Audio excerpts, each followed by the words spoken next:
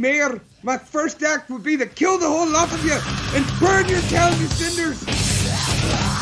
I know it's on.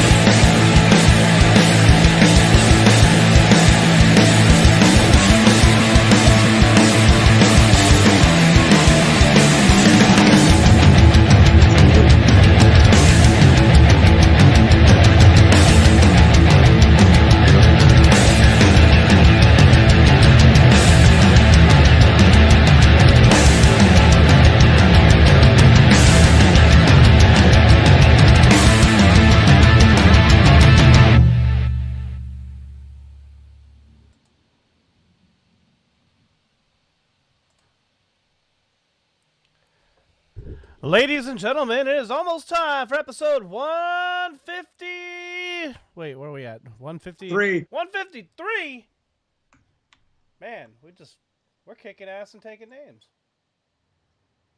We're just doing the thing. Yeah. Actually, I mean, technically we're a little behind for as long as we've been doing it, but, you know, whatever. Yeah.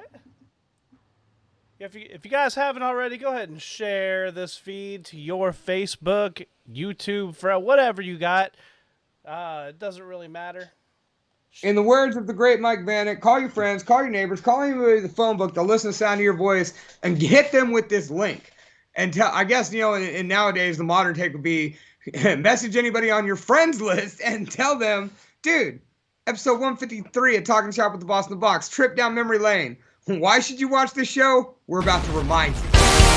Ladies and gentlemen, are you ready to talk some shop? The boss in the box. Fucking shop with the boss in the box. Fucking shop with the boss in the box. Fucking shop with the boss in the box. Fucking shop with the boss in the box. I'm Mr. Untouchable, not G. Morgan. I'm Harshaw Smith. And I'm Solomon King. We are the Collectors, and you are listening to Talking Shop with the Boss in the Box. I am Trip Rogers. He's Jason Hastings. We are the best looking everythings. And you're listening to Talking Shop with the Box and the Boss? What the hell kind of name is that? Especially What kind of name Box. is Horrible. Ladies and gentlemen, welcome to episode 153 of Talking Shop with the Boss in the Box, ladies and gentlemen. So, this idea for tonight's episode has been something that we've just been rattling around for a while because I've been too much of a little bitch to just actually get down and dirty with it and get it done. Damn, dude. I mean, you gotta throw yourself under the bus like that. I was taking it in stride, man. It was supposed to be 150, and then I, you know, didn't give you at least my links. Even though you did cop, you were like, actually, I'm kind of glad because I didn't do any of the research. So, you know, hit me with what you got. So instead, you know, the collectors just showed up at my house, which was really cool. That was a good you know, time. And then last week, I forget what our excuse was last week. What did we do last? Oh, 10 wrestlers. That's right, 10 wrestlers. And now Muggsy Cruz is trying to kill us both. And Hey, man, Muggsy Cruz is a little badass. Like, he's not a big dude, but I wouldn't want to be in a bar fight with him. dude, no, he is definitely the epitome of the term dynamite comes in small packages. But man, what a week it's been. I interviewed for a new position. Sir Samurai wrestled Christopher Daniels last night. Tyson Fury uppercutted Dylan White into oblivion and retired, and also asked current UFC heavyweight champion Francis Ngannou how big his dick was on international pay-per-view. No shit. No shit, in an interview. Like he pulled Ngannou in the ring. They're trying to get a match going, a fight going here down the line, and fucking like Tyson Fury's like, so you got a big Corey, right? And like Ngannou was like, what? And like, so Fury being the wackadoo he is, and I fucking love Tyson Fury. That's fucking my favorite heavyweight boxer since Tyson all day, dude. He's a big fat dude that's British, and fucking he says his workout regime is he whacks off 6 or 7 times a day for cardio, and he eats a lot of pussy to make sure his jaw is strong so he can take a punch. So he says what he wants. Just to take it back a little bit, Toxic Trent is in the chat. He says, Muggsy, you mean that dude I'm a pin in a McDonald's place ball pit? In a McDonald's place ball pit. See, and now here's what I'm wondering. Like, fucking, it falls count anywhere. Like, and they didn't say in the building.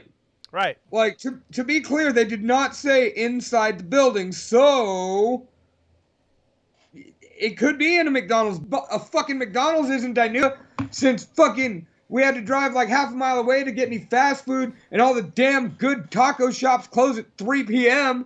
Fuck. Let's give it. Wow, excuse me. Let's give a big pinky up for Eric Fuentes of Life Jacket. What's up, man?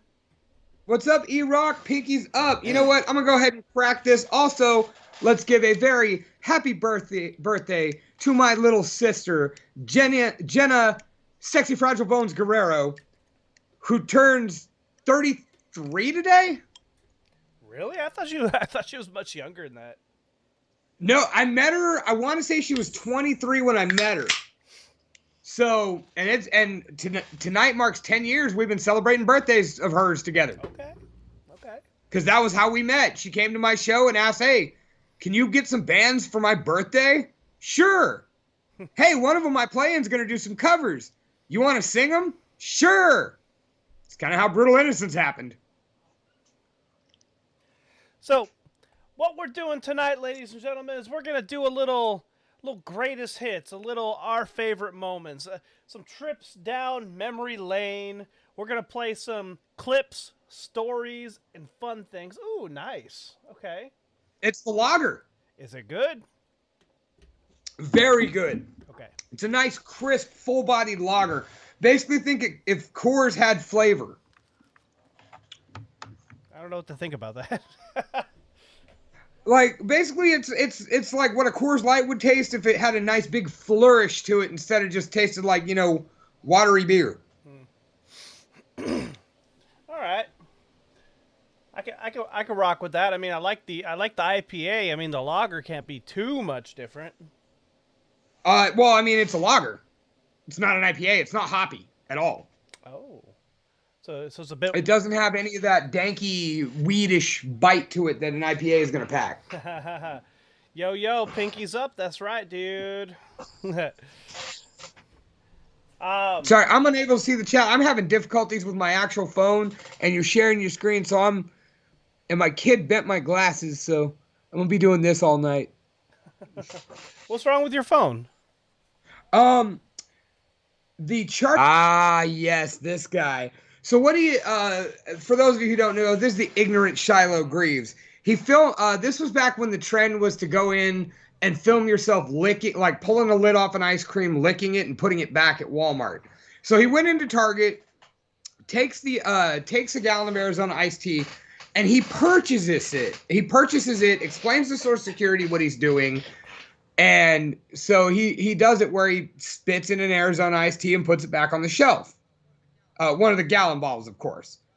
Well, someone saw him doing it and filmed it aside from him, and then found his video later and called LAPD on him. All right, let's keep it there. So let's hear it straight from his mouth. This is episode 41. That is a long ass time ago.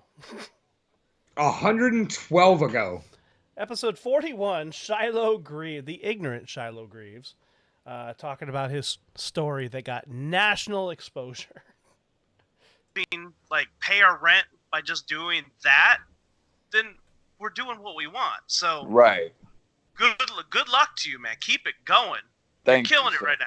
You're killing it right now. Hold on. Yeah, dude. You know what? Man. Low key, there we go. That was pretty bad. Yeah. So yeah, I'm just looking forward to tomorrow's show. Yes.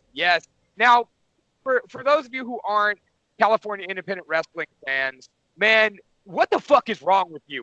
California has so many good independent. Look how terrible this quality is. Oh God, right? You're outside doing the podcast, like smoking and drinking in the backyard. As opposed to smoking and drinking in a well-lit garage.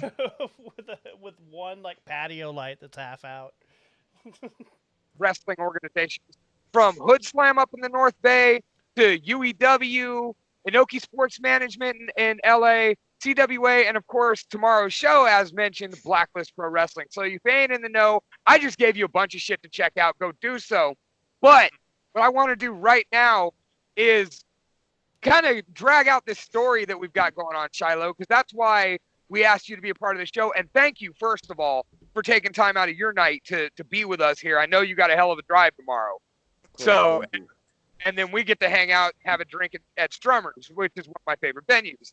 So about a month ago, you were caught on camera spitting in some Arizona iced tea. By the way, this episode is brought to you by Arizona Iced Tea. Anyways, go on. Dude, the audio quality is just so bad. The trucker headset my dad gave me. You sound like you're on a CB radio. I sound like I'm talking through a stereo. I don't know. Anyway.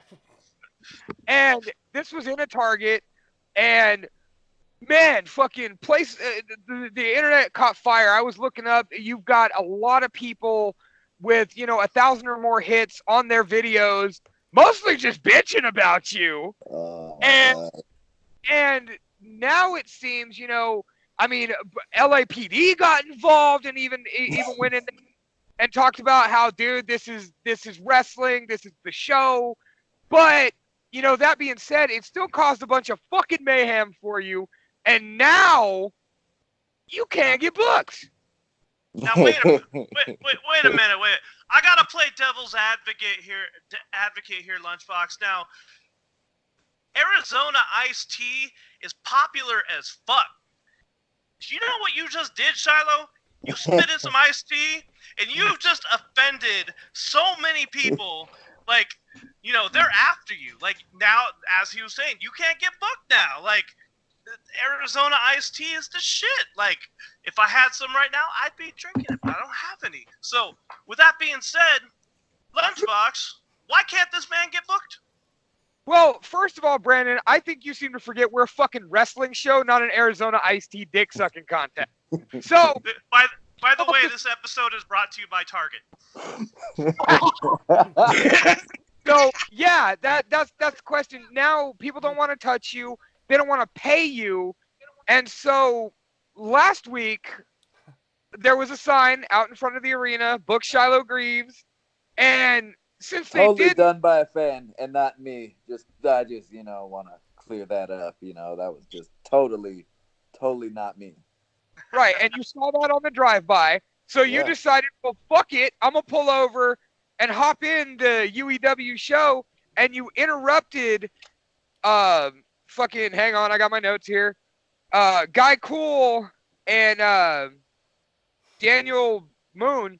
You interrupted their match, and it ended with a big security pull apart and almost a rear naked choke. See, hold on. I respected them enough. I went in before the match started. I did it while they were being announced. So I waited. I just tried to grab the mic from the announcer, and everyone got all bent out of shape. And continue telling us what happened when everybody got bent out of shape. I got beat up. Wait, are you trying to tell me you got beat up by a dude named Guy Cool? And I got beat up by Guy Cool, Daniel Moon, UEW security, BC Killer, big ass, punched me in the eye 2 times. It was just, and that was the thing. I posted another angle.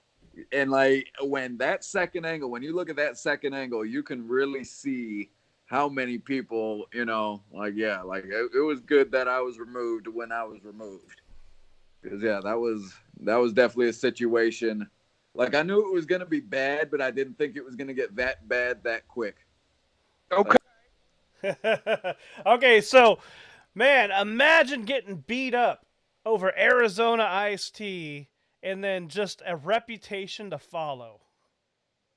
Well, and the other thing too, and we didn't get to it because, right there he was very cool about it, laid back, laughing about it, enjoying it. But about 5 minutes later, the gravity really kind of set in as he talked. And it was really hard to separate Shiloh Greaves the man and Shiloh Greaves the character at that point, because he was really upset.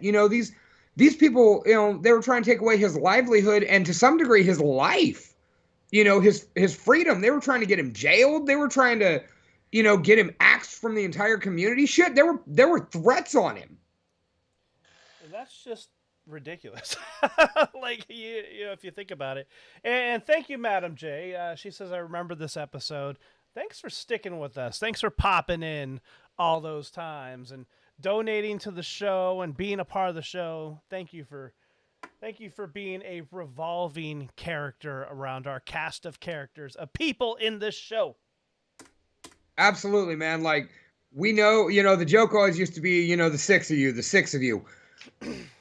Live, that's not a joke, man. There's usually 6 to 20 of you, and those 6 of you that are always here with us live. I mean, everybody listening, we appreciate you. Everybody viewing, we appreciate you. But Jordan, Mike Vanek, Madam J, Amanda Lopez, Scotty McRib, Papo Esco, you guys Rivy. Rivy, Lenny, Hey. you guys that stick with us every week. Like, man, we can't, this is how we hang out with y'all because we're all too fucking far apart, but first hand at trying an interview. Like, Brandon and I were like, all right, we've listened to each other talk. We'd had, your one buddy as a guest, Aaron. Oh, Aaron Pavon. Yeah, Aaron Pavon, and very knowledgeable on wrestling, but he was just another fucking smark. We already have us two. We don't need another fucking smart. And then we have Vanek. There's too many. It's too many. Right, So that was when I decided, hey, man, like, I'm really invested in this Shiloh Greaves shit. Like, I've called a match or two of his, like, and now, like, dude, this cat's got over 1 million views on YouTube with him spitting in tea, and it's caused an uproar that I haven't seen on a local wrestling level in forever, if ever. And so I had to get him on here, and it was a great first foray into it. He was a little more reserved at that point, but as we went that night, he broke wide open, and I'm just excited I get to fucking hang out with my boy on Sunday, May 1st, this Sunday, when he wrestles Daniel fucking Torch. Yeah, dude. At Blacklist Pro Wrestling. I've said it over and over and over again. I am sad. I'm gonna have to miss that. I'm happy I'm playing with Power Glove. They're one of my favorite bands. So I'm not upset about that, but I'm happy. I'm upset that I'm going to miss the show for 2 reasons. I get to not see. Excuse me. Wow. I get to miss Toxic Trent take on Muggsy Cruz, which is going to be just a banger. I know that for a fact. And then freaking, I get to miss Shiloh. Oh man. Right, and you haven't even got to meet the guy yet. No, not yet. And then let's not forget Sir Samurai's first ever bull rope match against Harshaw Smith, friend of the show. I mean, fuck, dude, yeah. Sorry you're going to miss it. And just announced today, Necrosis versus Diablo Azteca for our main event. Yeah. By the way, this episode is brought to you by the Collector's Dicks.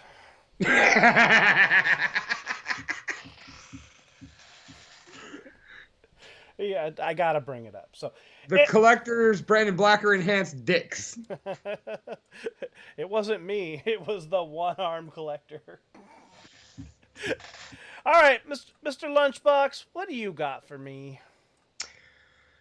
Well, one of the things that we did was sucky work stories. I just left a job that day. It was my last day at a job when we sat down and did an episode.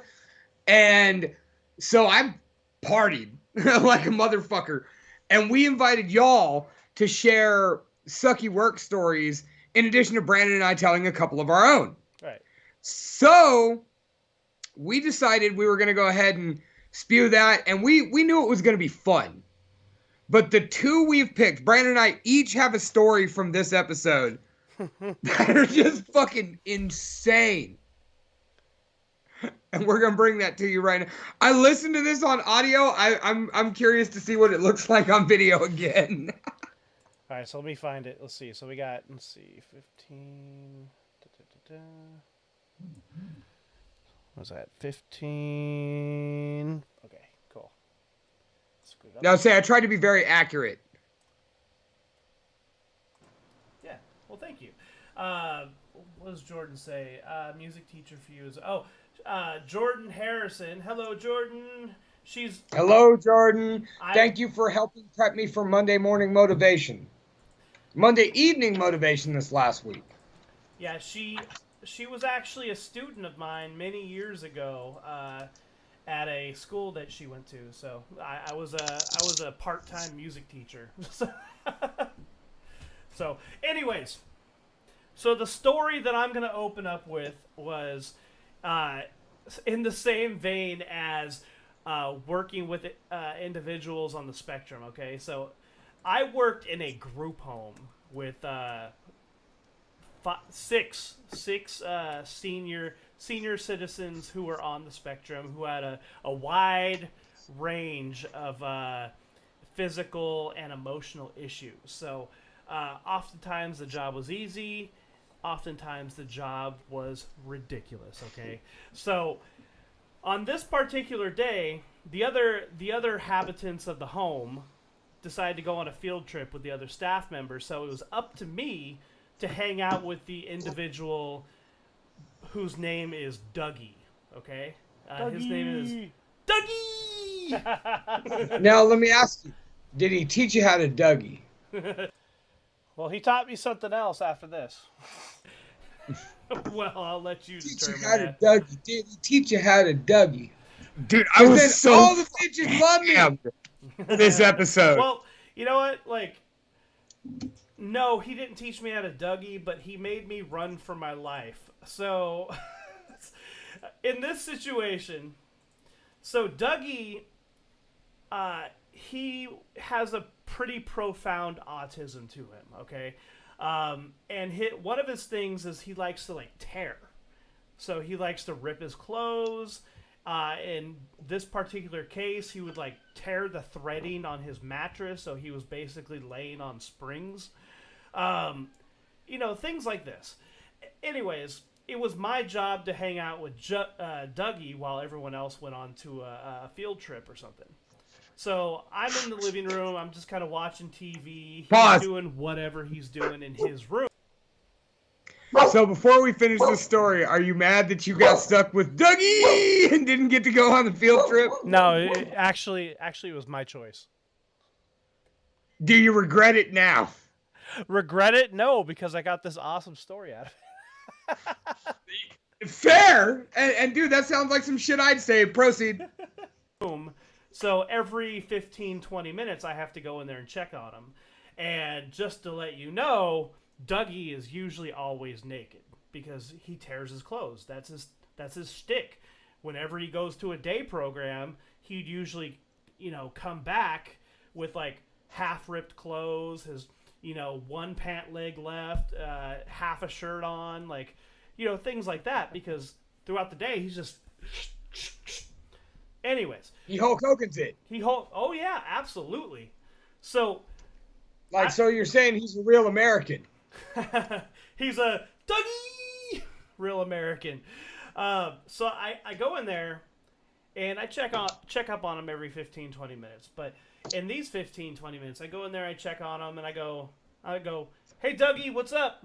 And he looks at me and goes, Dougie. I go, all right, cool, no problem. Kind of close the door, go back, sit down, watch TV, and another 15 minutes goes by. I go in there and I check on him. I go, what's up, Dougie?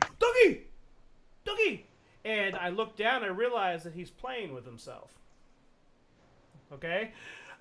He's playing with himself. All right. He's playing. He's. Did you say pause? No. That was me on the video. Oh, rodeo of a time. And so I surprised Now, is he just like pulling the... Hold on.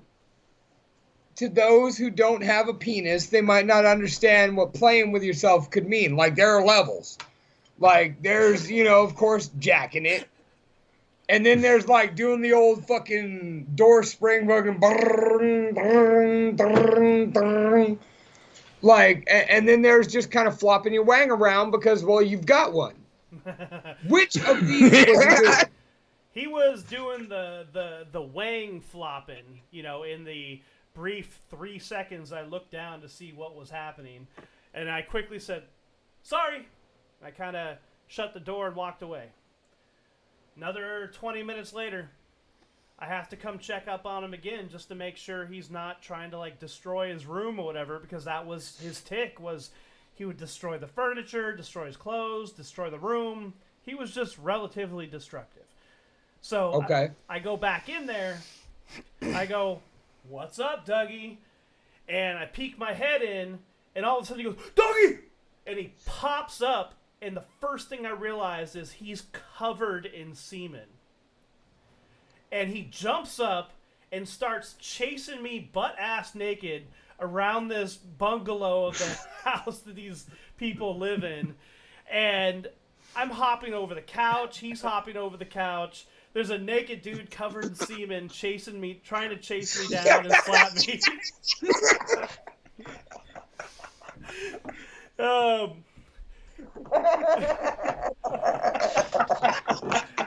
And this lasts for at least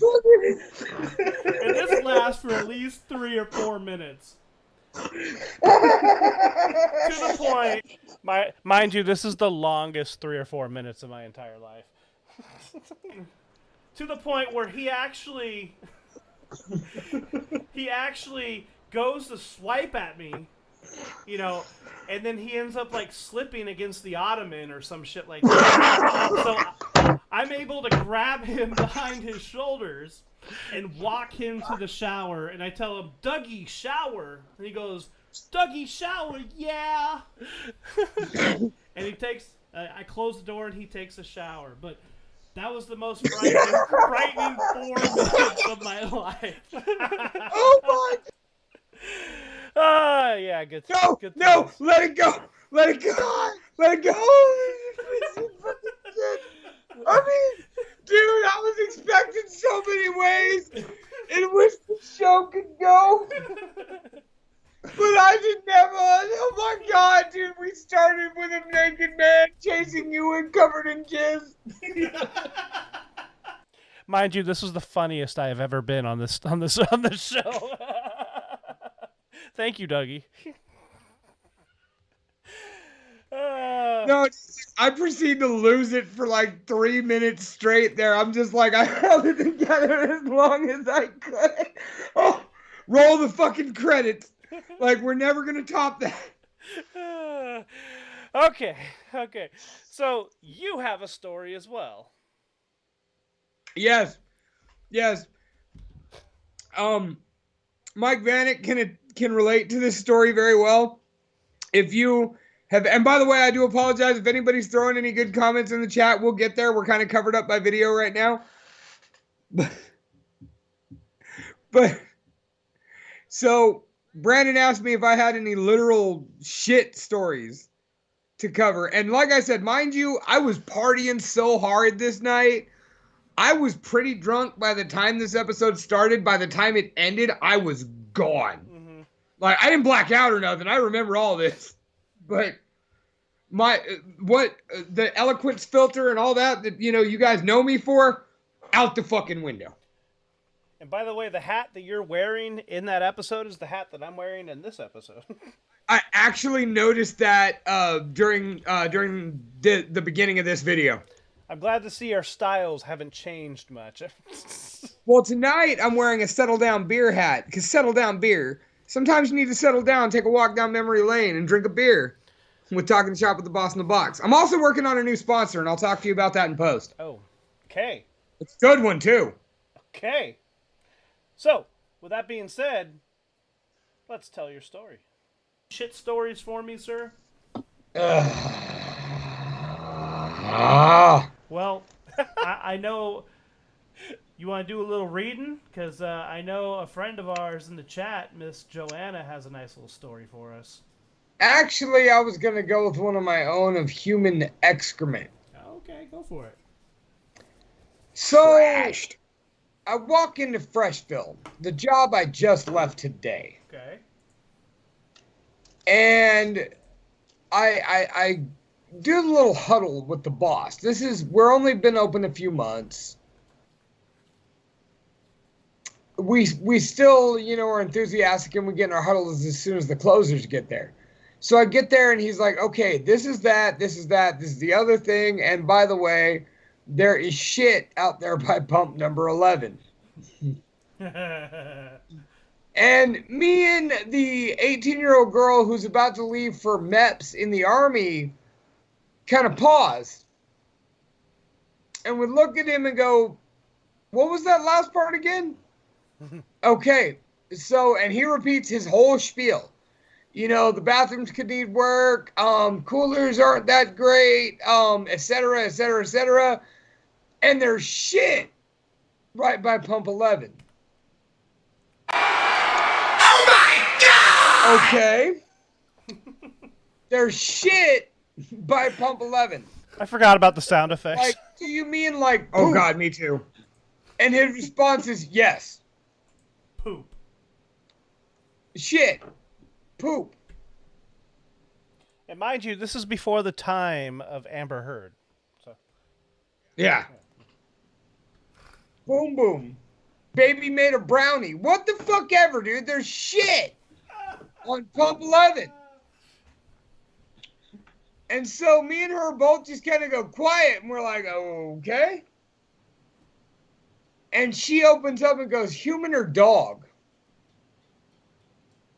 To which the owner of the store pauses and goes, I'm hoping dog. Oh no. Oh okay. no. Okay. So I head out there, right? This shit, this excrement, this bowel movement is clearly and undeniably 100% human. God. Somebody pooped in the middle of the goddamn lot. In the middle of the goddamn day. Wow. In front of a truck or something. I don't understand. Well, there is just a fucking... No, I will not be cut off on this. There is a goddamn human turd. A fucking log. Laying in the middle of my lot. On pump 11.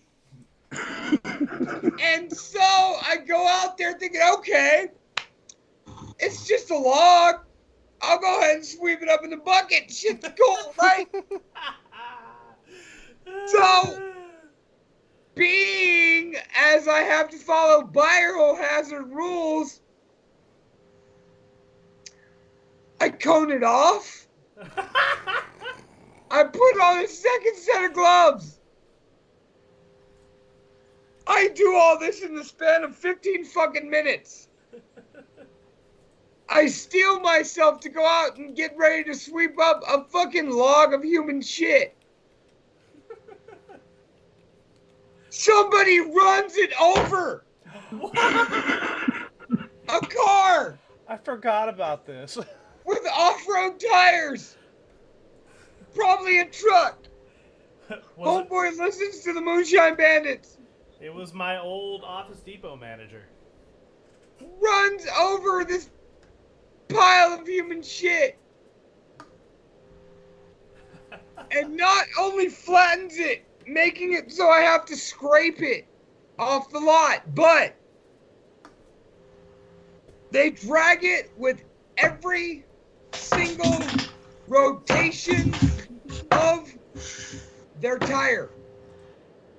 Mike Vanek says, this happened to me last week, but last year someone left a bloody tampon at pump 9. Had that happen a time or two? Phew, shit. Leaving a small trail of breadcrumbs made of shit! Oh my god. Shit! So, I have to take what cleaning chemicals are available to me at the time, which aren't much, a mop, and a squeegee, and find a way to splash this human shit into a pile up against the curb so I can sweep it up. Oh God. Oh, dude. Like, I have to agree with Mr. Vanek. You know, Mike said, you know, it's dude picking up shit isn't that big of a deal, but man, you made it. It was everywhere. You made it colorful, and I love it. It was all over my fucking lot. How big was this turd? It was a pretty fair-sized turd. Was it this big? Not quite that big. I mean, there's only one thing that's that big. 3 things that are that big, apparently. Okay, anyways. You can cut that off. I just yell shit a lot. So, oh man, I love work stories. We gotta go back and tell some more one day. I'm sure we have more. I'm sure we know. Sadly, I'm sure we do. I'm sure we know people who have more. Absolutely. So maybe we could throw that on the schedule. We need a part 3 of terrible work stories. Shit, the worst part is this was part 1. We did a part 2 the following week. Yeah, exactly. Like we were like, you know what? We had so many we couldn't even finish up. Look, like we're gonna do it again next week.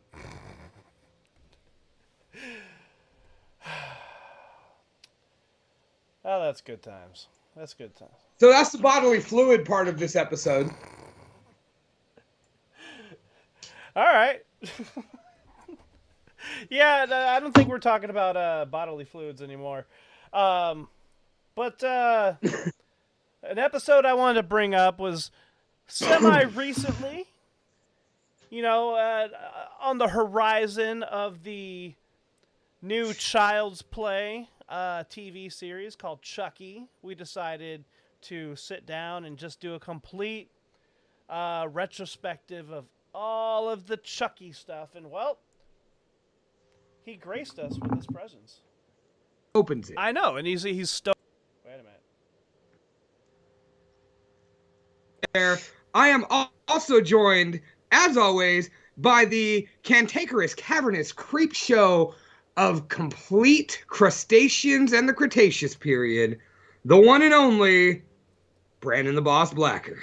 Who the fuck is Brandon the Boss Blacker? Oh God, did you fucking murder my co-host, Chucky? Like, this is not cool. You give that son of a bitch an introduction, but you don't give me I'm Chucky, the killer doll. Okay, hang on, back up. Let me work this out. I got this. All right.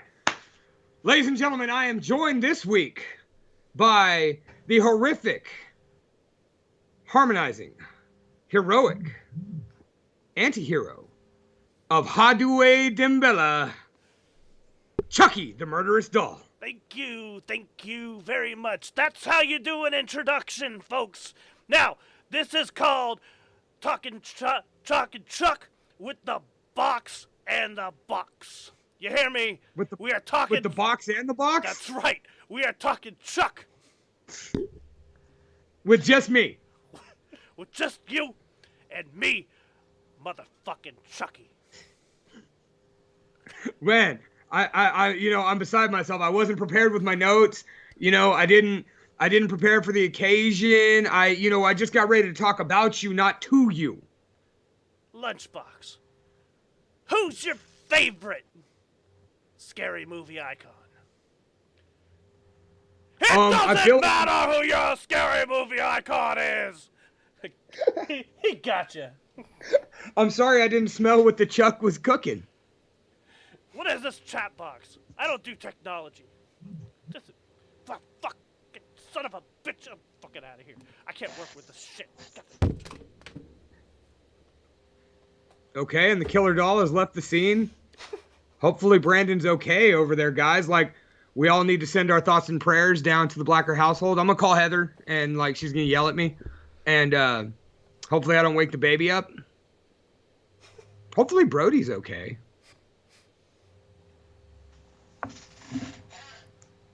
Whoa. Oh fuck! Ladies and gentlemen, we have lost all connection at the Blacker household. I'm just going to go ahead and pop my beer. I'm drinking a Zombie Whip by San Marcos Brewing Co. I still got to try that. So, let's see how this goes, because I'm not in. we've lost connection on the other side over there. Man. So, as you may or may not have guessed, by the way, welcome to the show. Mike Vanek, Jordan Marin Harrison, Lenny, Amanda Lopez, Sean Zuspin, and whoever else I may or may not have missed. We are here tonight to talk about all things Child's Play related. Now, this, of course, is primarily due to the fact that a brand new Chucky series has debuted on Sci-Fi. If you haven't watched that, they're 2 episodes deep. I highly recommend you get in on that because so far, so good. And once we get a safety from Brandon and he tags back in, if he tags back in, we'll go ahead and get to that. But you know, sometimes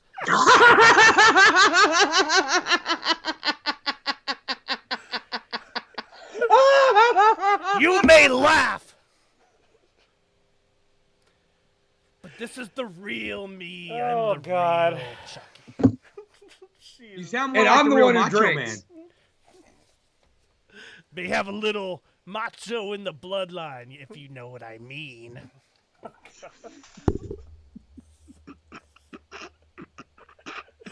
Oh, so dumb. I'm so sorry. This is so badass. Like, if I knew we were doing costumes, I'd have wore the same costume I wore Saturday night. Would you tell us a little bit about your costume? Because I heard it was a bit murderous. Your Chucky laugh's so on point. Well, those of you who I know don't know what me you're talking about. on a personal level, you know that I play in Nothing But Losers, the Central Valley's most hated premier horror band. And my bass player and twin brother, Dave Bell, it's me, Lunchbox, not Gimp, doing the show, does his performing in a thong, a skirt, and fishnets. Well, it's a Halloween party, right?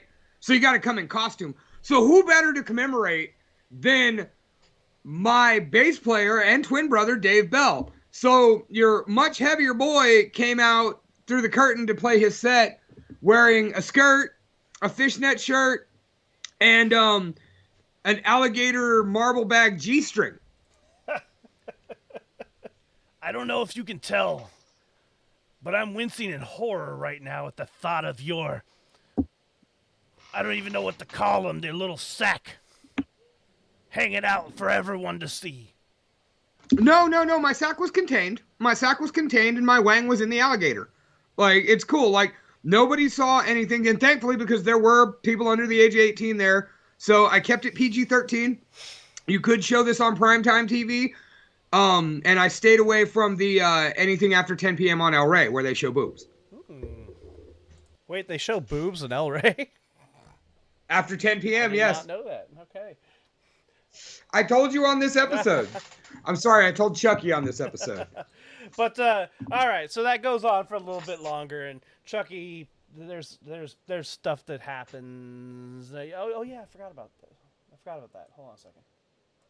I was gonna say, I just want to commend myself for, like, it was a good Sitting time, tight. and like, well, Chucky B, Chucky Blacker. God damn it, son of a bitch! God. Ladies and gentlemen, we are going to be subject to random Chucky attacks all night, I feel like. I don't know how many times I gotta tell that son of a bitch that he's not the real Chucky. I'm the real Chucky. And you never know, Chucky might come back. Oh, he made an appearance on 150 with the Collectors. Because that just... Dude, outside of the Work Story show and my birthday, I don't usually get that hammered for a show. Like, I pop a couple beers or whatever, you know. But, like, 150, like, the Collectors showed up handing me beer out of the car. And then we had dinner, and then we packed up the beers, you know, and went after it. You know, but, yeah, so I don't really remember 150 overly well. I remember it was a lot of fucking fun. It was. I mean, we couldn't get that much of a word in edgewise, but that's okay. We had the collectors. Solomon King, dude, man, Solomon King is what, and I got to talk to Jaron, not Solomon, a lot that night, and just say, man, it's weird. The intensity is still there, but he's not maniacal. Like, it's kind of like Papa Wesco. Like, you talk to the guy, and he's very intense about everything he loves, and he's still kind of scary. But it's not directed at you. So it's really cool. It's a cool energy to be in the middle of. Yeah. But yeah, dude, when Chucky appeared, I was... when I said I was beside myself, I truly meant it. I was like, oh, okay. Didn't have a clue this was coming. Like, That's why I don't tell you too many things. Like, every once in a while, I'll throw out a little Easter egg or surprise. I mean, you know, to the best of my capability over here, you know, I don't know, fun things, costumes, whatever. It doesn't matter. Like, it's fun. Well, I know you like to hip shot me because that's where you make me put in work. Otherwise, I'm just being me, you know. But that's where you put me on my toes a little bit because I know sometimes it's frustrating that I could just dance through everything verbally. Yeah.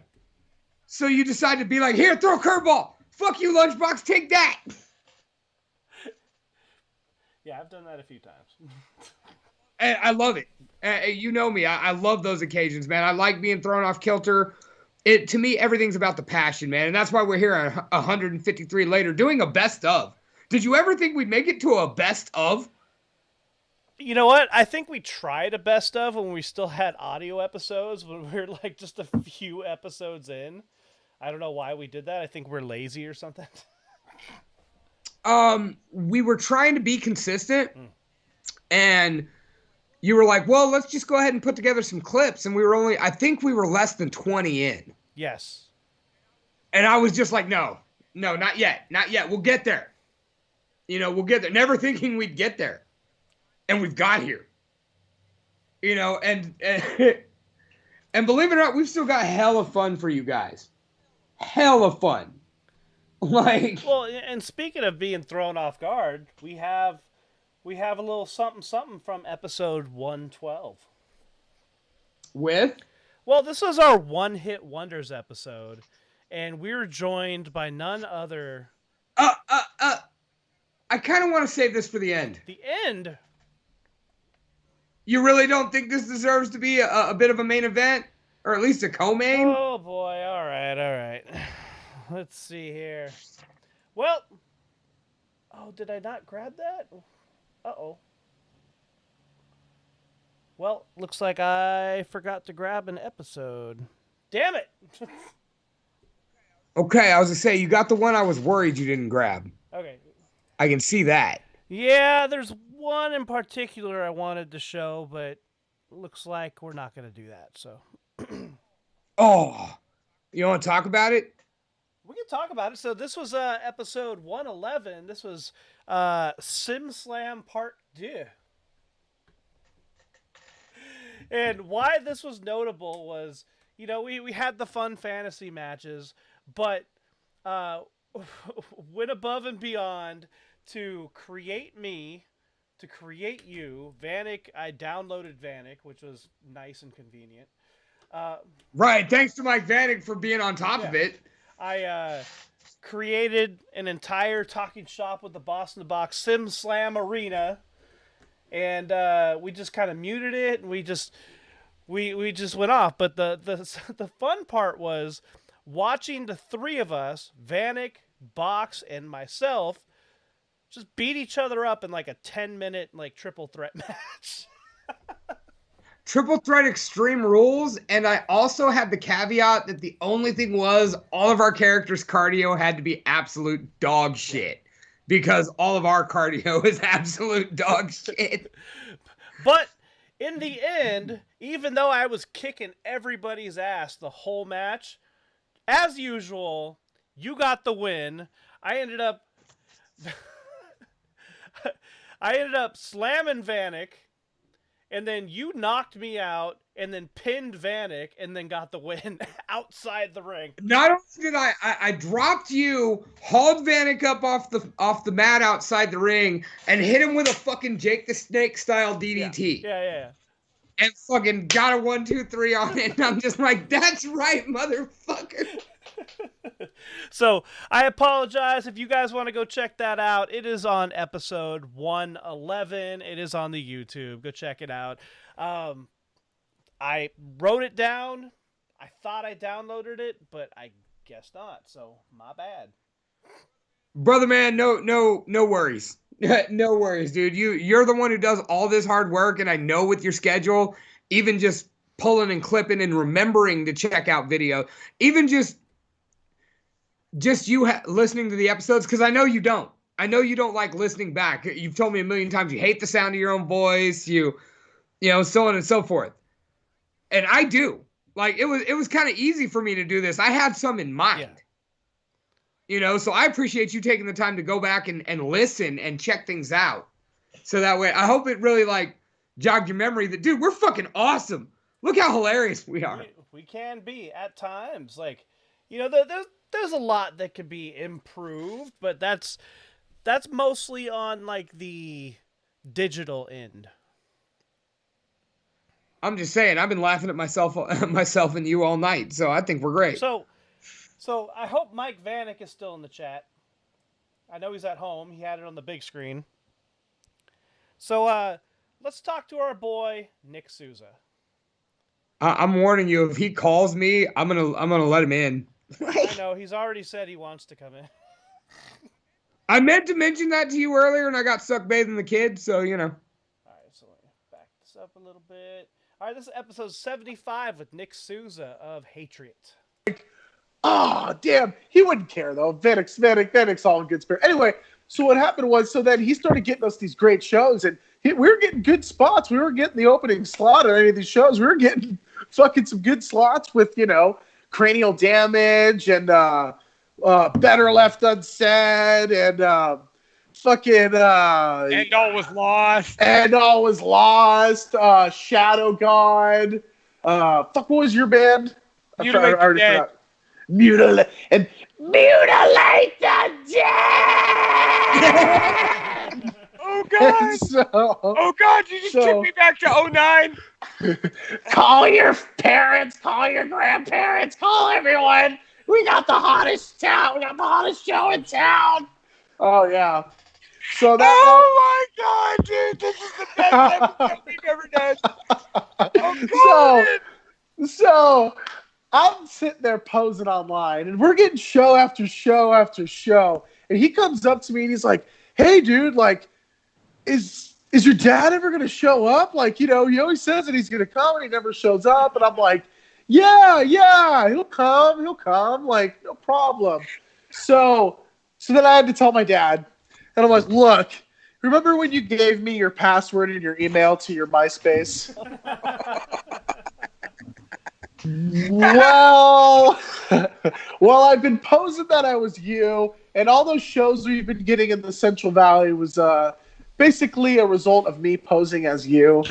And this dude's I feel like he's kind of onto me, and he's realizing that it was never you to begin with. So can you...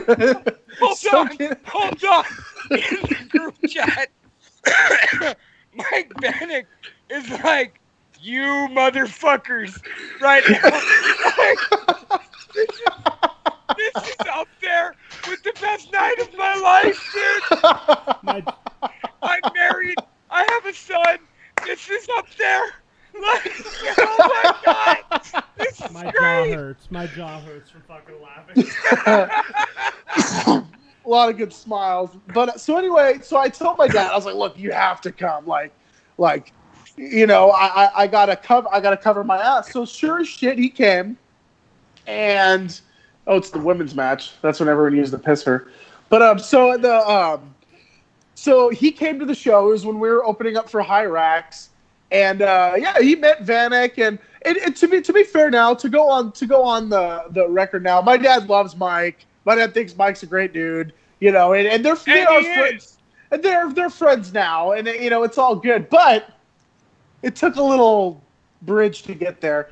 So yeah, he came to our Hyrax show, met Mike.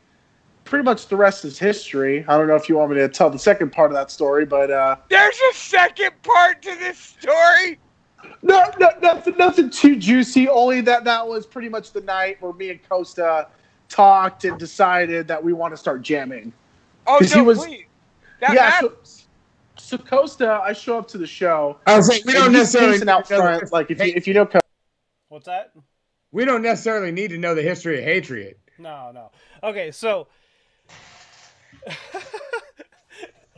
Nick Souza posting as his dad on MySpace talking to Vanek. Yeah, being the one to, and you missed it where he was like, and then like I sent the message as my dad, and then 17 seconds later, I get one back from Mike Vanek. Oh my God, Steve Zetro Souza. And the best part was when I told Mike Vanek what we were doing this week, he said that was his favorite moment, and that better be on there. To which I responded, bro, if you didn't think I'd already pulled that, like you forgot who you're talking to. Mm-hmm. Dude, yeah, hands down, such a good moment. Like, especially since he didn't know. He truly didn't know.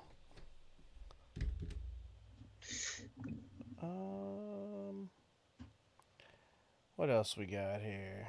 Wait, what's that last comment? What? I can't see the comments because that whole thing. Oh, Vanek says, "Tag me in." All right, tag him in. All right, on it. Let's see how bad the feed fucks up. Right. Let's see how mad he wants to be about this too. Like. Uh-oh.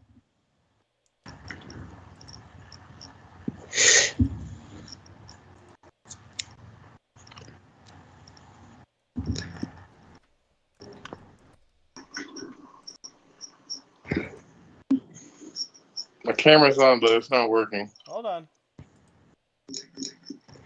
Yeah, let Brandon work magic, dude. Whenever we drag somebody in, make sure it fucks off. The camera's on. You're in. Let me get that echo real quick. All right, here we go. Go for it. Okay, so let me tell my side of that story. So this was back in the days of the MySpace, and it was a long time ago. So, yeah, I started getting these messages from Zetro, and he actually called me, and I get this phone call from fucking Pleasanton, and it's Zetro on the phone. And I'm like, oh my God. And then fucking, he's like, oh yeah, I see you got cattle decapitation and this and that. I was wondering if you could book my sons and this and that. And I'm just like, anything you need. By the way, Exodus is my favorite band ever. And this came in 3 days. 2 days. 2 days. My bad. I missed the day. Yeah. And I'm just like, oh my God. So I talked to him, and I keep getting these messages like, hey, can we get on this show? Or can my kids get on this show? Anything you need. Can my kids get on this show? Anything you need. And they didn't get just like the band from the Bay Area slot. They got whatever. They got the nothing but loser slot. And then I get a message from JoJo. How come these guys are getting our fucking slot? But yeah, he played it off perfectly. And then, like he said, fucking I had Hyrax coming through, and he showed up. And I'm like, you can ask Davey because he was there. I was nervous as a schoolgirl because, the lead singer for my favorite band ever is there. He's right there. And, actually became pretty good friends with the Souza brothers. And every time I see Zetro, he's really nice to me. And Nick Souza is actually one of my best friends. Fucking that, for band members, he's on that list. And dude, years went by, He wrote a letter on my mom's behalf in Oakland A's fucking stationery. I've hung out with Zetro. I've hung out with Cody at fucking A's games. I've gotten A's tickets from him. Never fucking knew that wasn't Zetro messaging me. And then, supporting my bros one night, hanging out, and one of my favorite people is on the show, and I got to find out, to steal a wrestling term, I got it the hard way, man. And the best part about that was you found out on our show that night. Yeah. And so your beautiful wife, Ida, is in the chat being like, oh my God, so Mike Vanek is typing all this from the fetal position, laying on the floor right now. Oh, I was. It was kind of a combination of crying and laughing at the same time. Oh, that's great. Okay, I'll let y'all have your show back now. Thank you for the outrospective of that, sir. Well, dude, this is your show too, man. Mike Vanek, you've done a lot for us, and you continue to do so, and we appreciate it. Eric, send me some info. I'll make a flyer for you next week. Okay. There might not be a next week, and I was going to talk to Brandon about that later. Okay. We'll see what happens. But thank you. Meaning the following week. Yeah. Thank you, Mike. Peace out. He had to get one fucking rip in on our show. Hang up on me. I'm working on it. Tried not to cough.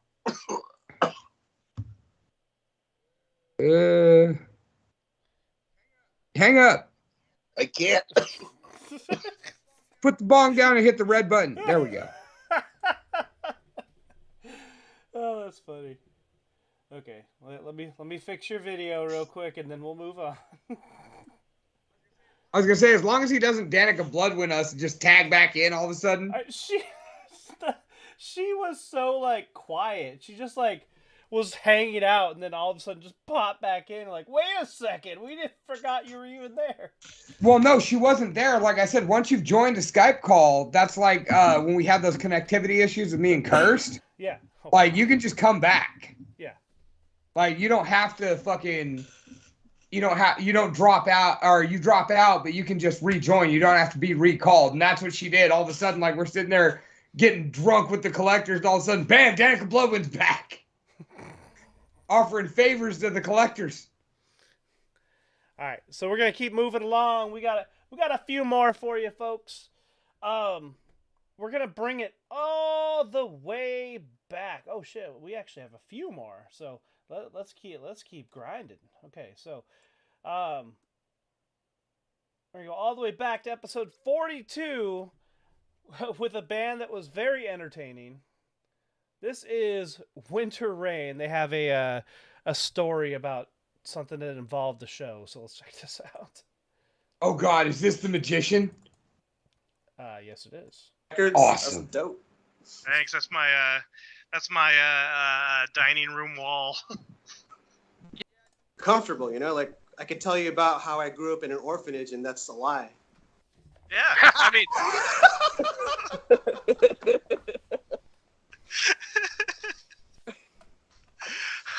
Okay, keeping it straight on subject. Yeah. I got next question. Shut the fuck up. I have mad respect for orphanages. That guy. This young man with the hand. All right. Next question, because our biggest thing as wrestling fans, as movie fans, as fans of stories. We would like a story from y'all where tell us y'all's favorite time that something went wrong at a show that you guys dealt with. And, I feel like Chris has a good story for this. 1 second, I gotta fix a little problem for Lunchbox here real quick. So I have to share my screen, and he is not seeing any of the screen. So, well, and now I can hear you again, but you were totally silent. But no, it's been on screen share, but it locked up. Okay, so what I'm gonna do that. do this. We'll start things over. No, go ahead. You can play from where you're at. Well, I gotta start it over. So let's see. I gotta re-share the screen. So there we go. We should be good to go now. You see everything okay? Perfect. Perfect. Okay. Oh, what? Now I gotta fix you because you're giant. I'm pretty giant anyway. Oh. Hi, Jen. Hi. All right. Here we go. Good to go. All right. Back to the episode. Do you remember that magician that Yeah. burned my face Oh off? my. Tell that story. Yeah. Why was there a magician on stage that time? I like magic. He could make shit. He could do tricks, and it was impressive. And I still have an infant. What is it called? A very immature idea of comedy that amuses me. I still don't know how he levitated. That's what I'm saying. I need to know. We need details. I don't know. Well, here's the thing. They went on a date, and it didn't go so well because she disappeared. She found out that people that do this too much is creepy. So I mean, imagine that throughout the date. Nah, There was a lot of peace that. out, dude. So she disappeared. Oh my god. Wait. That was at a show that you played? Well, after That the was show, one show. he was trying That was to just one impress show. her, I guess, and it didn't. It kind of worked because she went on the date, but then she regretted it because of all the everything had to have a gesture. It was very annoying. Yeah. Now, No, I gotta ask though. Did he make your clothes disappear? No, unfortunately not. Okay. I was hoping to get even sawed in half action. Nothing. Nothing. I don't believe No. this guy. That means BDSM, two things. baby. Before we get too far here, back the fuck up. What? Okay, so there was a magician at a gig you played. Like, I want to hear this story from walking in and being like, holy fuck, there's a magician. Please, go. It was preemptive. He was supposed to be there. Or was Well, he? we got tired of like local bands that all. I mean, we loved Deftones, but we grew up in an era where everyone sounded like the Deftones, so we couldn't find a different sound. So I was like, well, why don't we just play some instrumentals around a guy that does this a lot and make cards disappear? And it kind of worked. Like people hovered around, and he was like the, what do you call that? The announcer. Let's get ready to listen to The hype guy. but with more of this. So, So hold on. So we so got let him me- on let me give- stage. Yeah, go ahead. Okay, go ahead. No, you go ahead. Go ahead. Well, he caught my attention because his cigarette was floating. I was like, what? Am I in the Matrix? But no, Yeah. he had some cool little string. I was like, dude, if you could pull that off on stage, 5 minutes. And he was doing cool shit. And by the time it was our set, he had already, flashed all his tricks, but they were actually dedicated to her because he was trying to get on my bases. And I guess she wasn't vibing it. It sounds like it was a pity date because, I don't know, I guess there's some power to puppy eyes and disappearing cards. Yeah, because drinks. So I played the show. They went on a date. I guess he didn't take a shower. You could smell it from where we were. She disappeared. Back to safety. Boom. Made me disappear. It was beautiful. Back to safety. Well, just keep in mind, guys. You wanna keep an attractive woman around. Take a shower. And don't do this. Apparently. I gotta show you something. Well, I mean, it seemed like if he maybe had he showered because she seemed into the magic. I mean, she went on the fucking date. How annoying! I love magic, but how annoying would it be to just have a magician always doing magician shit around you, where you're always just like, "Hey, babe, where's the remote?" He's just like, "Hey, I have the remote, and now I don't. Where's the remote? Where's the remote?" He's like, "Get out." Just get the fuck out. I don't know. That'd be pretty badass. Like, if Jen all of a sudden starts doing magic on me, I'm going to think it's hot. It's going to get old after a while, though. I don't know, dude. I'm big on the element of surprise. If she's like, oh, now you're wearing pants. Click. Now they've disappeared. I'm with it. Well, I mean, oh, I had a shirt on. Now I don't. I mean, is it a magician when she plays hide the sausage? Well, what I'm saying now, she definitely works some magic there. But what I'm saying is, if she all of a sudden starts incorporating some sleight of hand and illusions into the whole thing, I don't think I'm going to get too bent about it. I think I'd be into it. I'm just saying, I like surprise. What about like real life illusions where you're like, Dave, these are the bills. I made them disappear. That would be wonderful. Real life practical illusions. I wonder why you haven't done that yet. You're not my real best friend, Brandon. You ain't made my bills disappear yet. I can't even make my own bills disappear. This is about me, Brandon. I'm an only child. Narcissism. What do we got next? All right, so we have stuff and things. Where are we at? Oh, yes. So we were so excited to make it to episode 100. 100. And we had to do something special. And so Robert Englund is always going to be Freddy Krueger. He could play bit roles in movies, no problem. But he's always going to be Freddy Krueger, no matter who is Freddy Krueger. Brad Dourif is always going to be the voice of Chucky, no matter who comes in and does the voice after he passes away, because he's old as hell. But, freaking Art the Clown has had a couple people play Art the Clown before. David Howard Thornton. Just one. But the thing is, no disrespect to that gentleman, David Howard Thornton is always going to be Art the Clown, and he has put his money's worth into this. Yeah. David Howard Thornton with Terrifier. I mean, Art the Clown debuted in All Hallows Eve. It was a decent character. No, don't get me wrong. But when he got his own movie with Terrifier, and Brandon watched it first and just told me, dude, you're going to be floored. Best horror movie I've seen in a decade. Really? And then JoJo hits me up and is like, dude, if you don't watch Terrifier, you're fucking up. Okay. All my horror buffs start telling me, you got to watch Terrifier. This clown, dude, Art. He doesn't say a word. He's so good. Okay. So we watch it, and this is the birth of a new horror icon. Like, I haven't had one in a long time. Yeah. What's up, Ellie Von Grimm? How you doing, lady? So good evening, bitch. I love Terrifier too. And I mean that with all love. So the portion, I mean, honestly, and I think I have it somewhere as well, like, we had 2 hours with David Howard Thornton.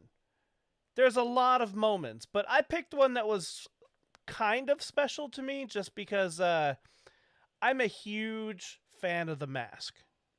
The comic books, the cartoon, the movie, and he seems to have an affinity for The Mask as well. And, I marked out big time when he started talking about this. And we had a conversation about The Mask. So let's check this out. Like, oh wow! I never thought about it. You would make an insane Carnage. Oh, I would love. I'm interested to see what Woody Harrelson does with it, though. Yes. Just to see what he does. By the way, that was terrible. Woody Harrelson as Carnage was not good. I didn't even watch it. Bad casting. And they took a movie that had actually a lot of potential and then just ended it like way before it even started. So, anyways, let's move on. But I was like, dang it, because I would love to play Carnage. I love Woody Harrelson. I feel like he's too old to play Cletus Cassidy. Yeah. But it's done. Yeah. So yeah, nothing I can do about it. So I'll agree he's too old to play Cletus Cassidy, but I think he can play Carnage. If that makes sense. Mm-hmm. Like the different aesthetic in Carnage mode will help him, but I'm with you, not quite on the Well, cleanest I mean, if casting George kick. Clooney could be Batman, then anything's possible. I mean, Yeah, just put nipples on him.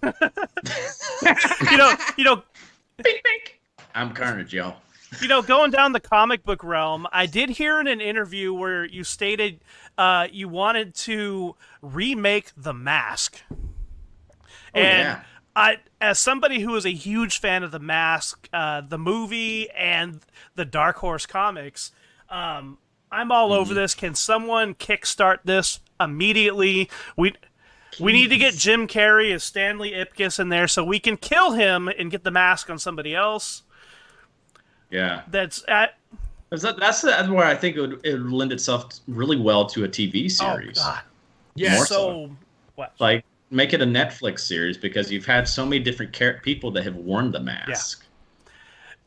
So it's not just Stanley Ipkiss. You had Stanley, then his girlfriend, then eventually Calloway. Lieutenant Calloway takes the mask on, and he becomes more the superhero type character with the mask. Yeah, and Stanley Ipkiss is such a small part of it, and it just takes on a life of its own afterwards. It's such a good story, and I don't even want to talk about the Jamie Kennedy thing.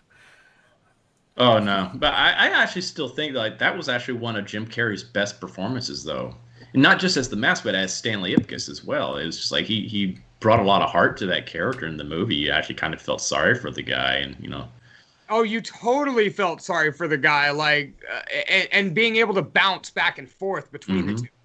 Yeah. Yeah, I'm with you. I don't think that's enough. He gets enough credit for that particular role. Yeah.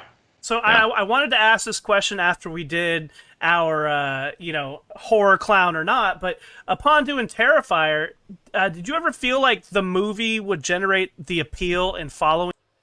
Okay, so they kind of moved on, but that was just kind of a little moment I wanted to share just because I love The Mask. He loves The Mask, and I would love for something to happen with that. I'm excited for Terrifier 2. October.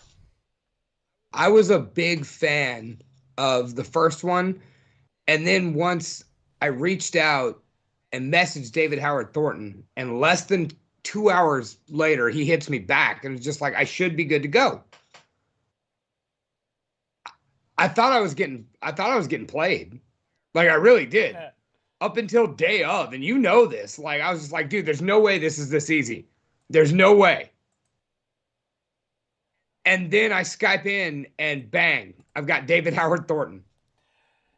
I've got Art the Clown, a guy who played a tremendous Joker in front of us. Oh, God, yeah. That Joker is great. And it's just the fact that, we see him as this big-ass actor, and truly he's not. He's only done, I think, 6 movies and a lot of Broadway. He's so talented. But more importantly, he's so humble, down to earth. And later in that episode, if y'all want to go back and check that out, that's episode 100. It is by far our most viewed episode. And not only does he tell the story of Art the Clown and his journey as an actor, but he shares with us, losing his mother. He shares with us why he quit teaching and pursued acting as what he felt was more of a public service. Because teachers are hogtied nowadays. Yep. And when he went into that, me and Brandon were both just stunned into silence. And we let him go. We just let him have at it. Dude, we had 2 hours with him on the air. We had about 30 minutes with him before we went on the air. And we had 2 hours with him afterwards. Yeah. Yeah, dude. Honestly, I made an offer. Might have been on the show, might have been in post. If he's ever in NorCal, he's got a seat at my table. I will happily make dinner for David Howard Thornton. Not just because he was nice enough to do our show, not just because I like his movies, but because he was nice enough to bear a little bit of his soul with us. He did. He did a lot of that. Yeah. He was more than happy to just hang out.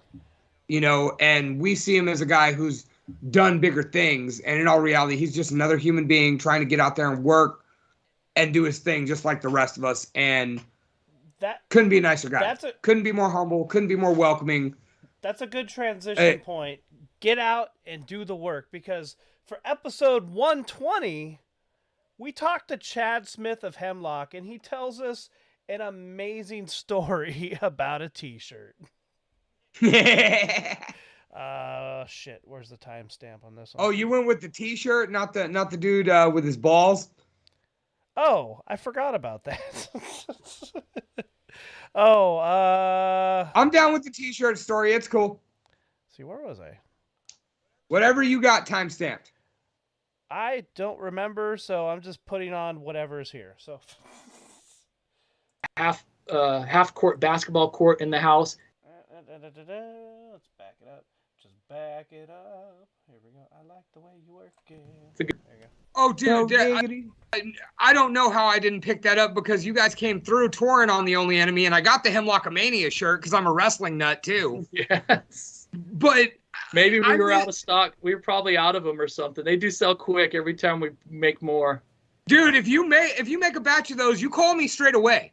All right. We've had some ridiculous merch over the years. Actually, I wanted to bring that up. You know, you mentioned the Simpsons, and you just threw Nikes on there. Okay, so this is why I went with the t-shirt lunchbox, is because the timestamp that you sent me is the t-shirt timestamp. Oops.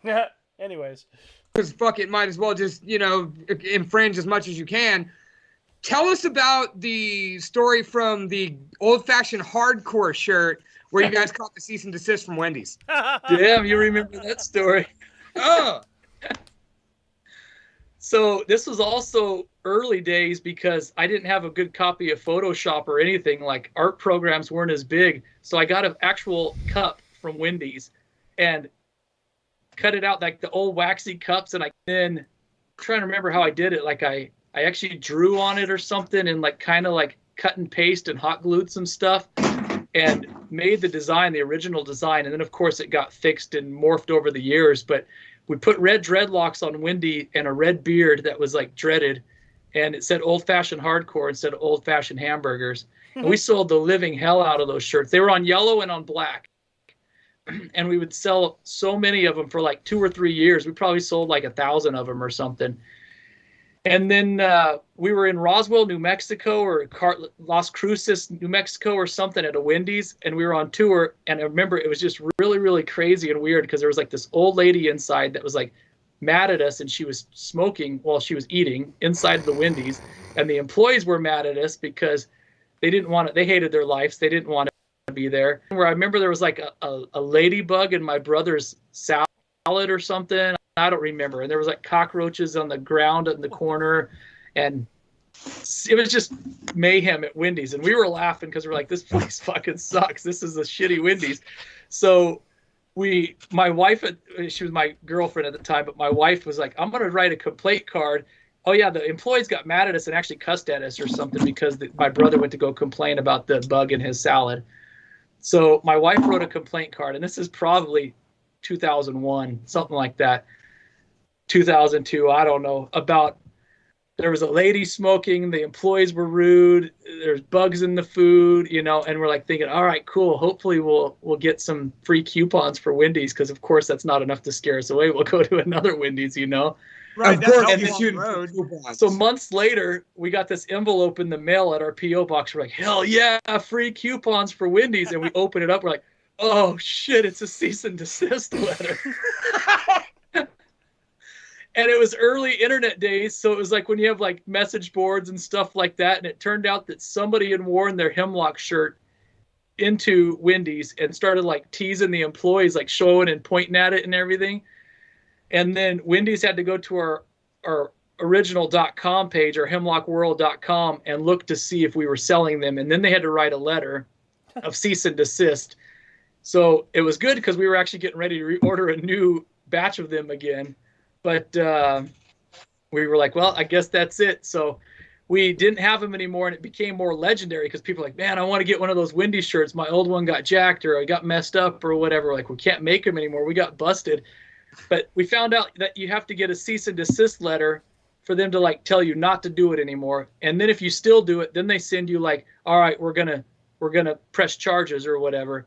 And then it's like this warning, warning, warning. And then if you still continue to make them, then you can get in trouble. So we were like, our punk rock mentality in us, we were like, all right, screw it. We just won't make them anymore. Because I had heard a story about No Effects. They had a Tricks t-shirt that was no Effects, but it said Tricks are for kids and punk is for kids. But they sold them at Hot Topic. So they actually had a lawsuit and got busted.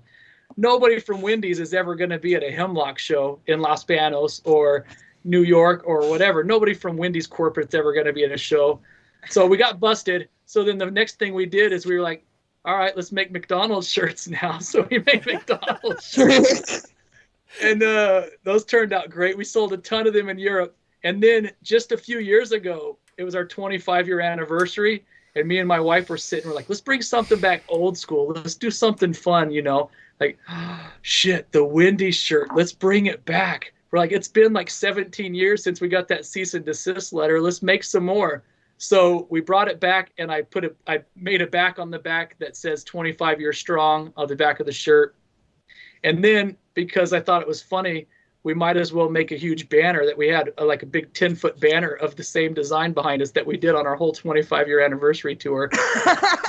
So we brought them back for like a year or two, and now we don't have them again. But we figured whoever was mad at us 17 years prior wouldn't even know any different now or whatever. So.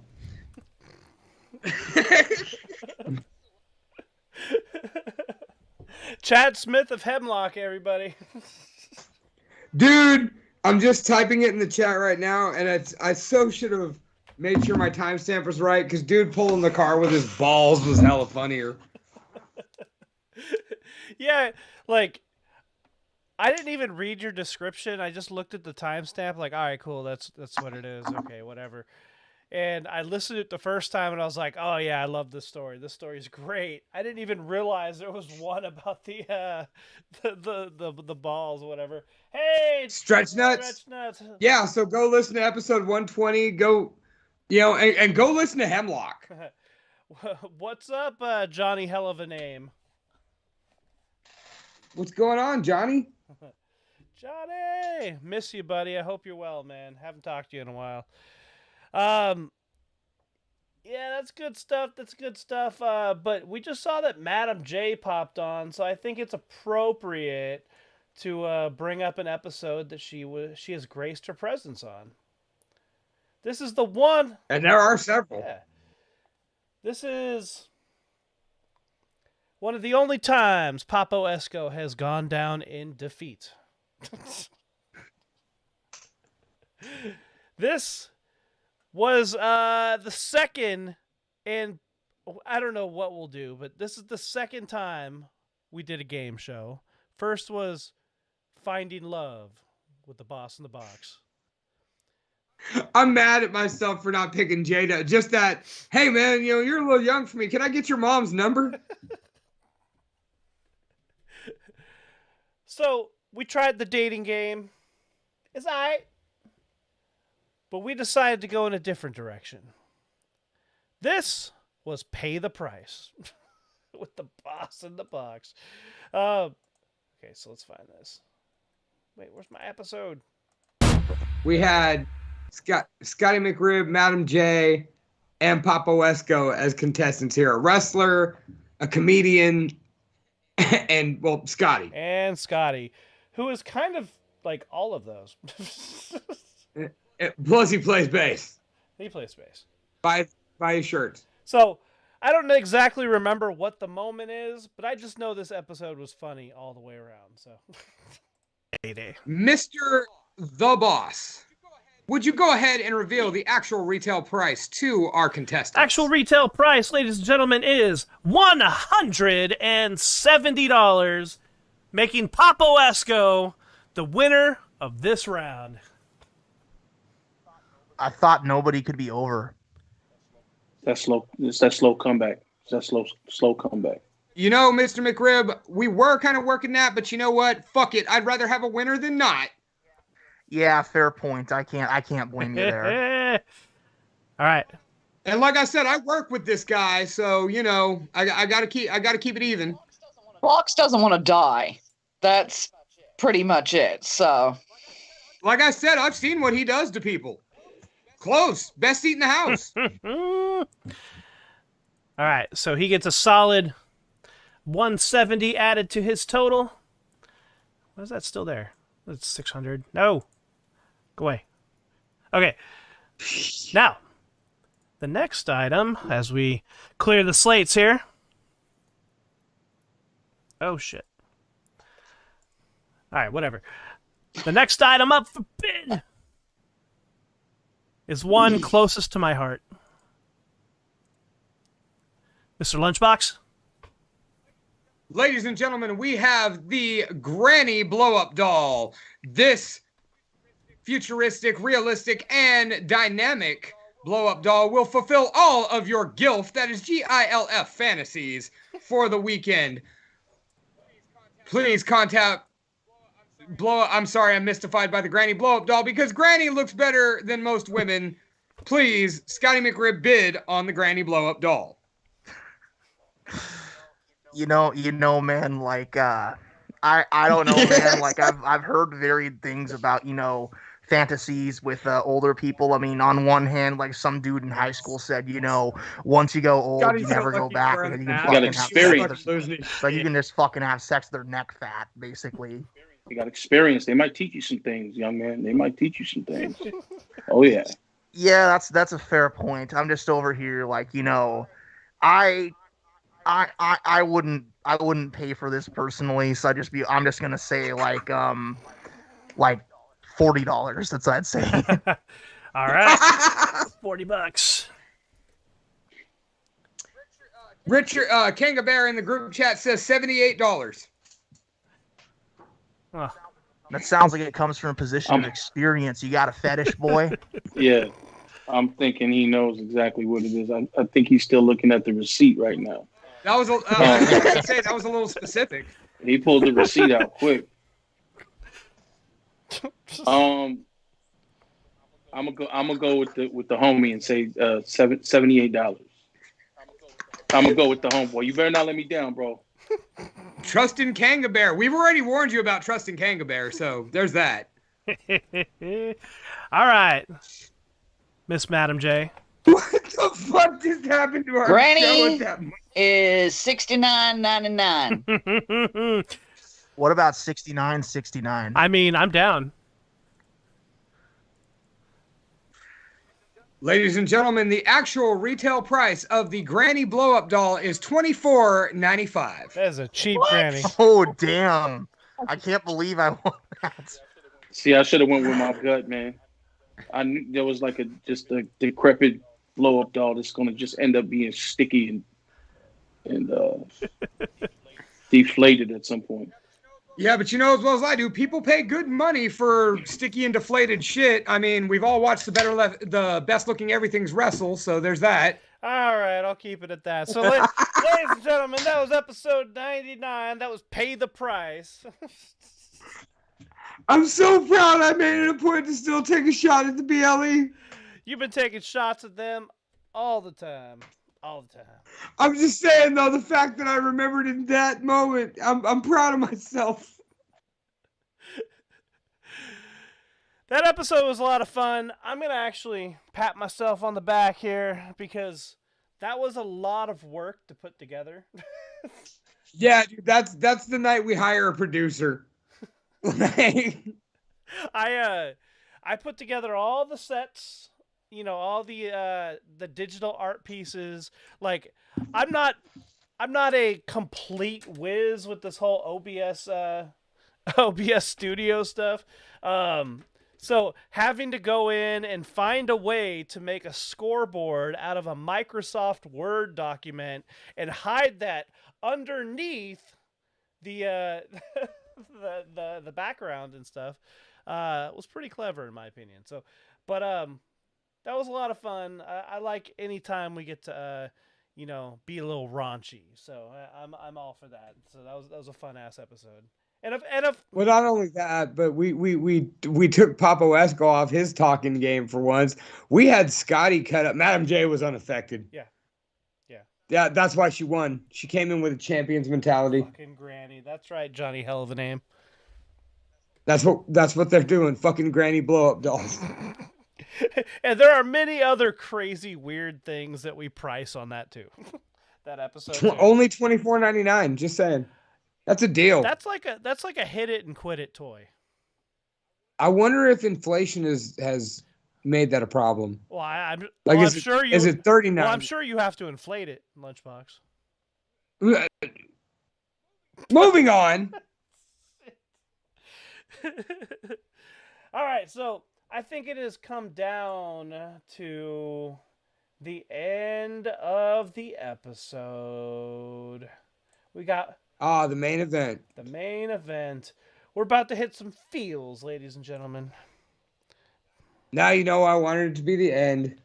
Okay, so I got to make sure I hit the right spot here. Let me find it.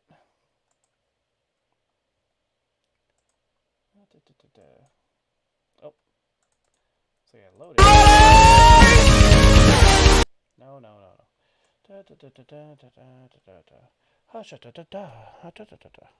Where's it? Oh gosh. You know, it would be awesome if I had all the time in the world to take each and every video and just like edit them professionally, but nope. I don't have that kind of time.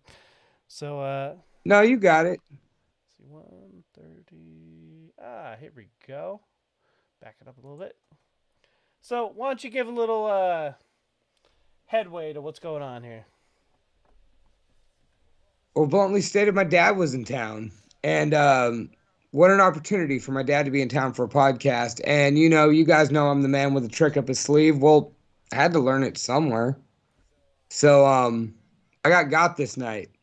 My dad got one over on me, and it's pretty beautiful. I hate your mustache. Oh, dude, I do too. Like, the mustache era was a bad era, but I was like, nope, I'm doing it. I'll tell you what, though. If you were like 3 inches taller, you'd be one badass cop.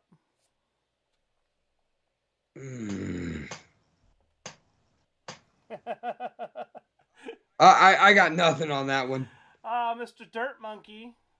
Hey, Dave. What's up, Bird? What's up, Bird? I don't know if the flip off is for me or for you. Probably for you. No, it's me. It's a group thing. It's everybody involved. Yeah. What's up, Bird? I hope you're well, man. All right. So this is Lunchbox and Daddy talking about one-hit wonders. Let's do this. For why every show I'm in, every band I'm in, you know, there's no just getting on stage and playing. It's, you know, you got to add an element of a show to it. Yeah. And my first concert was AC/DC in 1990 at the Razor's Edge tour at the Cow Palace. So you were like 6. Yes, like by about a week. Wow. Yeah. Like it was December 12th. Me and my wife actually looked it up so I could be accurate about it. And man, like from the moment the smoke hit and you start hearing the cymbal, and then Angus hits that fucking thunderstruck guitar intro. From that moment, and it was funny because like the drummer appeared in a puff of smoke, Angus appeared in a puff of smoke, Malcolm appeared in a puff of smoke, the bass player appeared in a puff of smoke, and then right as it came time to sing, fucking Brian Johnson just comes running from the side of stage. But from that moment to when a giant iron bell drops from the ceiling and just starts hitting that bong, and they play Hell's Bells, to the very next song with the bell still there, they play Money Talks and a bunch of Angus dollars with Angus Young's face on them fall from the ceiling. To when they end the show with, "For those about to rock, we salute you." And they pull 2 cannons on either side of the stage. They're like full bore size, that sort of thing you see at the park. And the first time, "For those about to rock," and just boom. Like, I was addicted to the live show experience, man. Like, and there was never going to be anything better for me than the roar of a crowd, the scream of a singer, the crash of a band. like nothing would ever beat it in my life. I had achieved my highest high, and I would continue to chase that high forever. Oh, what is this? My mom saw that Torrid Arco. My dad just gave me a gift live on air. And he wrapped it in Walmart bags. I had to pay for them out here. That's my dad's more expensive than wrapping paper. So. Well, you can reuse them. And I will. What? What is the this? fuck? Dude, can you read that? What? No way. That's cool. It's just a box.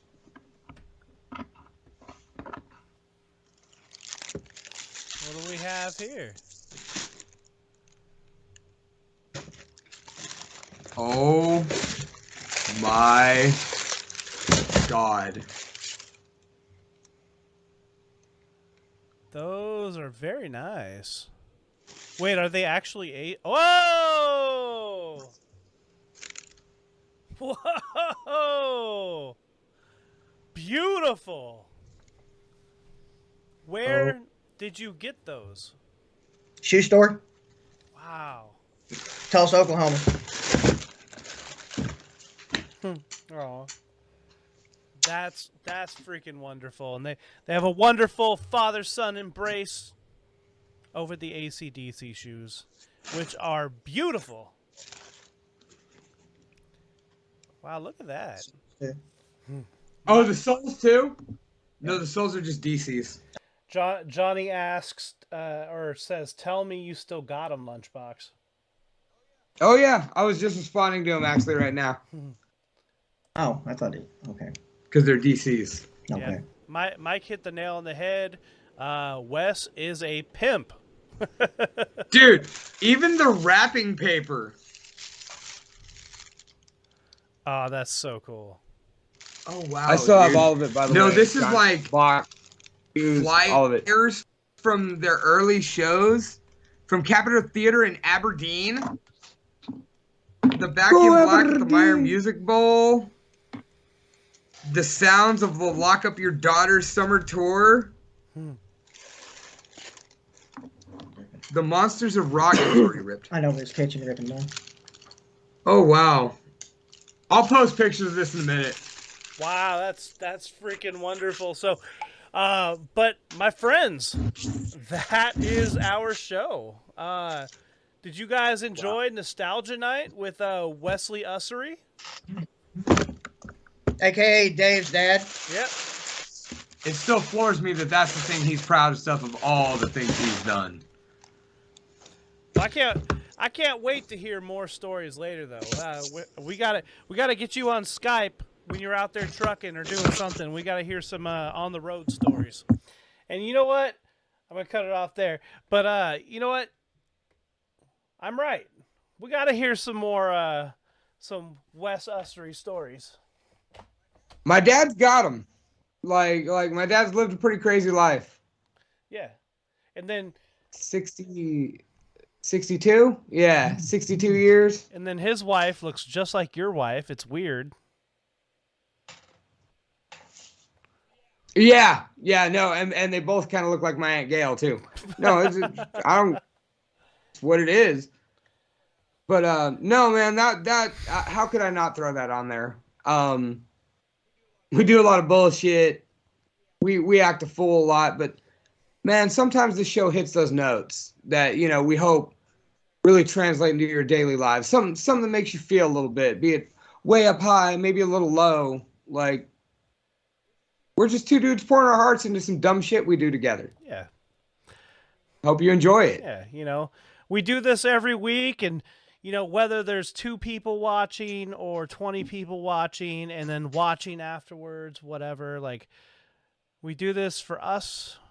We do this for you. Like, as we've always said, we're going to get a weekly phone call and we're going to talk about some dumb shit. But you might as well tune in. We just do it on air now. Like, honestly, we haven't had a lot of phone calls in the the recent past because we just do it on here. We talk for like 20, 30 minutes before we go on air, and then we just do what we do. Yeah, so you're basically just hanging out with us. Yeah. We just try to make it entertaining because you're here. Jordan asked, do I have a favorite episode? Not to sound cliche, but I believe my current favorite episode is just David Howard Thornton. I'm still on cloud 9 about that episode. 23, birth of my son. Yeah. Well, okay. Well, I'm going with. I figured she was asking both of our favorite episodes. Yeah. There's, just to elaborate a little bit more. I mean, I have an episode with the birth of my son too, which I tried to add on here, but it wouldn't work. Right. That's the only. I knew audio wasn't the way to go, and the audio on that one sucks so bad. Like, that's where you do the drunk Uncle Cosby. Oh, yeah. Mm-hmm. Yeah. I mean, those episodes are great. Like, how many times are we going to get to talk about, at least on air and post it online for everybody to listen to? How many times are we going to get to do that? Talking about the birth of our kids. I'm only hoping for once, dude. I don't want to have another kid. You better go get snip, boy. I'm planning on it. So, Mr. Lunchbox, what's going on? We're doing that. Where can they find you before we wind it down? Okay. Don't worry about the social medias. I don't care. You can find me at Taco Fest on April 30th alongside Brandon the Boss Blacker for CWA at Taco Fest. Yep. You can find me at Blacklist Pro Wrestling Sunday in Dinuba, California at the Dinuba Football Club. Contact Alejandro Miro, Brandon Border, or Will Paulson. Also catch me at Wednesday 13, May 7th in Sacramento at Goldfield Trading Post. Tickets $21. I got them. Come get me. That's what's up. Ladies and gentlemen, you can find me on social media at Boss Blacker on Instagram. Not the real Brandon Blacker. Go find me at Boss Blacker on Instagram. Find my band Suburban Paranoia everywhere. We will be on tour July 15th through the 24th. Hitting up California, SoCal, Vegas, Arizona, and more. So go check us out then. Also, I still have tickets available for Power Glove on May 1st at the Goldfield Trading Post. And come check us out at CWA in Atwater on May 7th. So, all sorts of good stuff going on. We got a lot to talk about. We do. Couple weeks. So, what's going on? Why aren't we coming back next week? I want to talk about that in post. Okay. All right. Sounds like we have some stuff and things to figure out. So, ladies and gentlemen, we'll see you in a couple weeks. Feel free to drop by the Talking Shop with the Boss in the Box discussion group. Go post some silly shit, some memes, some wrestling videos, whatever. Either way, we will see you in a couple weeks. Any final words, Lunchbox? Good night. See you May 9th for New Music Night.